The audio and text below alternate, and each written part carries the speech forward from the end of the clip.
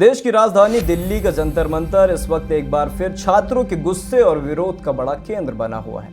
मुद्दा है NEET UG 2026 को लेकर उठे पेपर लीक और परीक्षा में कथित अनियमितताओं के आरोप। और सवाल यह है कि आखिर देश के लाखों युवाओं के भविष्य से जुड़े इस मामले में सच क्या है और सरकार की जवाबदेही कितनी है। छात्रों का आरोप है कि परीक्षा व्यवस्था में लगातार सामने आ रही गड़बड़ियों ने उनकी मेहनत और उनके भविष्य पर सवाल खड़ा कर दिया है। उनका कहना है कि सालों तक तैयारी करने के बाद अगर परीक्षा की निष्पक्षता पर ही भरोसा न रहे तो आखिर वे किस पर विश्वास करें। इसी नाराजगी के बीच जंतर मंतर पर छात्र लगातार प्रदर्शन कर रहे हैं और उनकी प्रमुख मांगों में शिक्षा परीक्षा व्यवस्था में जवाबदेही, कथित पेपर लीक पर निष्पक्ष जांच, परीक्षा प्रणाली में सुधार और शिक्षा मंत्री धर्मेंद्र प्रधान के इस्तीफे की मांग शामिल है। प्रदर्शनकारियों का कहना है कि यह सिर्फ एक परीक्षा का मुद्दा नहीं है, बल्कि देश के करोड़ों छात्रों के भविष्य और पूरी परीक्षा व्यवस्था की विश्वसनीयता का सवाल है। आंदोलन से जुड़े नेताओं का दावा है कि जब तक जिम्मेदारी तय नहीं होती और व्यवस्था में ठोस बदलाव नहीं होता तब तक उनका आंदोलन जारी रहेगा।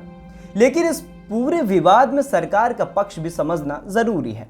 सरकार का कहना है कि परीक्षा में अनियमितताओं और पेपर लीक जैसी घटनाओं को बिल्कुल बर्दाश्त नहीं किया जाएगा और दोषियों के खिलाफ सख्त कार्रवाई की जाएगी। प्रधानमंत्री नरेंद्र मोदी की ओर से भी परीक्षा पेपर लीक को गंभीर अपराध बताते हुए कार्रवाई और व्यवस्था को मजबूत करने की बात सामने आई है। सरकार की तरफ से परीक्षा प्रणाली में सुधार और पेपर लीक रोकने के लिए कानूनी कदमों की बात भी कही जा रही है। यानी सरकार का तर्क है कि समस्या का समाधान व्यवस्था को और मजबूत और दोषियों पर कार्रवाई करके किया जाएगा। वहीं दूसरी तरफ प्रदर्शनकारी छात्रों का कहना है कि सिर्फ दोषियों को सजा देने भर की बात काफी नहीं है।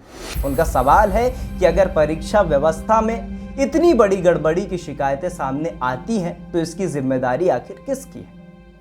विपक्ष भी इस सवाल को लेकर सरकार पर लगातार हमला कर रहा है। कांग्रेस और दूसरे विपक्षी नेताओं ने संसद से लेकर सड़क तक इस मुद्दे पर सरकार को घेरा है और शिक्षा मंत्री के इस्तीफे की मांग की है। विपक्ष का आरोप है कि सरकार को छात्रों की आवाज सुननी चाहिए और पूरे मामले में पारदर्शी तरीके से जवाब देना चाहिए। सरकार की तरफ से विपक्ष पर इस मुद्दे का राजनीतिकरण करने का आरोप भी लगाया जा रहा है। इसी बीच आज यानी 24 जुलाई को यह विवाद एक और वजह से चर्चा में आ गया है।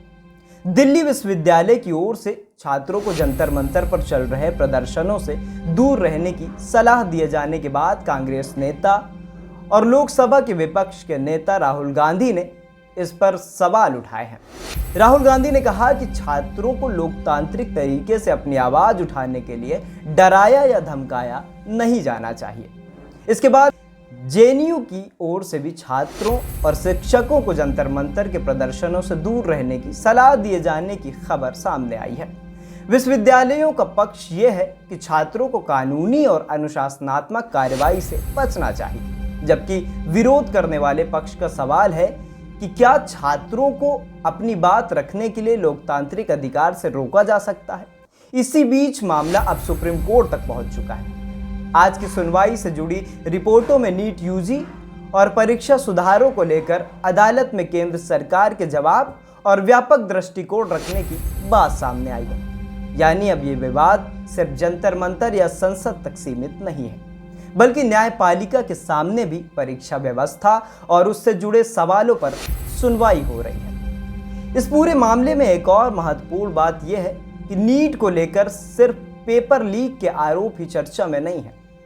हाल के दिनों में ओएमआर और उत्तर पत्र से जुड़ी शिकायतें भी सामने आई हैं। राष्ट्रीय परीक्षा एजेंसी यानी एनटीए ने कुछ वायरल ओएमआर तस्वीरों और उनसे जुड़ी गड़बड़ियों के दावों को खारिज करते हुए उन्हें फर्जी एआई जनरेटेड बताया है। दूसरी तरफ एक सुप्रीम कोर्ट अधिवक्ता ने नीट अभ्यर्थियों की ओएमआर रिस्पॉन्स सीट को लेकर एनटीए को कानूनी नोटिस भेजा है। यानी इस मोर्चे पर भी विवाद और सवाल पूरी तरह से खत्म नहीं हुए। अब सवाल यह है कि क्या यह आंदोलन सिर्फ राजनीतिक है या वास्तव में छात्रों की जायज चिंता है। इसका जवाब शायद दोनों पक्षों को समझ कर ही दिया जा सकता है।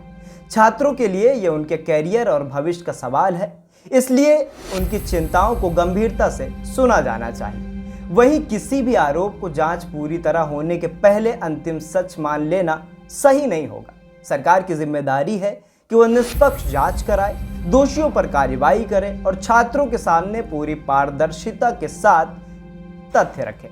विपक्ष की जिम्मेदारी है कि छात्रों की आवाज उठाए, लेकिन इस मुद्दे को सिर्फ राजनीतिक लड़ाई तक सीमित ना करें। और छात्रों की सबसे बड़ी ताकत यही है कि उनका विरोध शांतिपूर्ण और लोकतांत्रिक तरीके से जारी रहे। आज जंतर मंतर से उठ रही आवाज सिर्फ नीट की नहीं है, यह उस भरोसे की आवाज है जो एक छात्र अपनी परीक्षा व्यवस्था पर करता है।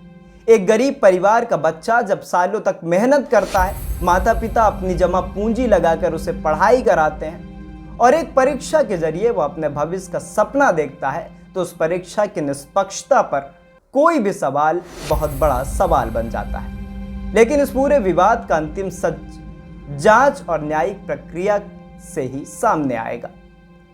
अभी सबसे जरूरी सवाल यह है कि क्या सरकार छात्रों का भरोसा वापस ला पाएगी? क्या कथित पेपर लीक और दूसरी अनियमितताओं की निष्पक्ष जांच होगी? क्या जिम्मेदारी तय करनी होगी? क्या देश की परीक्षा व्यवस्था को इस तरह मजबूत किया जाएगा कि किसी भी छात्र को दोबारा यह डर न लगे कि उसकी मेहनत किसी पेपर लीक या सिस्टम की गड़बड़ी की वजह से बेकार हो सकती है? फिलहाल जंतर मंतर पर प्रदर्शन जारी है। सरकार बातचीत और कार्रवाई की बात कर रही है, विपक्ष इस्तीफे की मांग पर अड़ा है, विश्वविद्यालय छात्रों को प्रदर्शन से दूर रहने की सलाह दे रहे हैं और सुप्रीम कोर्ट में भी परीक्षा व्यवस्था से जुड़े सवालों पर सुनवाई हो रही है।